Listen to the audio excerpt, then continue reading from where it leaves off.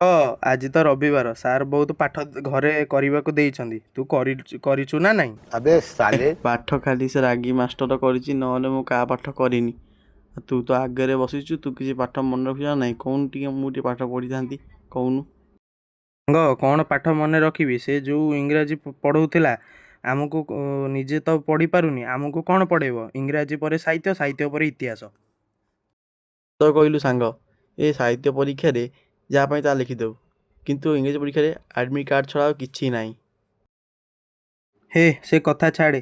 ତୁ ଜାଣିଛୁ ଆମ ସ୍କୁଲକୁ ଜଣେ ନୂଆ ମାଷ୍ଟର ପୁଣି ଆସିଲାଣି। ସେ ପୁଣି ଇତିହାସ ପଢ଼େଇବ। କ'ଣ? କ'ଣ ନୂଆ ମାଷ୍ଟର? ସେ ପୁଣି ଇତିହାସ ପଢ଼େଇବ? ହେ ସେ ଯେଉଁ ପାଠ ଖାଲି ମସିହା ହିଁ ମସିହା, ଖାଲି କିଏ ମଲା କେଉଁଟା ଆଇଲା ସେଇ ପାଠ। ହଁ, ସେ ଯୋଉ ପାଠ, ସେଇ ବହି କୁଆଡ଼େ ଆଉ ମୁଁ କୁଆଡ଼େ। ସେ ପରୀକ୍ଷା ପାଠ କ'ଣ, ମୁଁ ଫେଲ୍। ଏଇ ସାଙ୍ଗ ଚାଲ ଚାଲ, ସେ ଶଳା ବୁଢ଼ା ଆଇଲା। ପାଟିକିନା ବୁଢ଼ା ହେଲାଣି। ଆରେ ପିଲେ, ଏଠି କ'ଣ ଠିଆ ହେଇଛ? ଘର ଲୋକ କ'ଣ ବାହାର କରିଦେଇଛନ୍ତି? ଆରେ ପିଲେ, ଆଜି କ'ଣ ସ୍କୁଲ ଯାଇନ? अबे साले। ଆରେ ବୁଢ଼ା, ତୋର କ'ଣ ଗଲୁ ହଉଛି?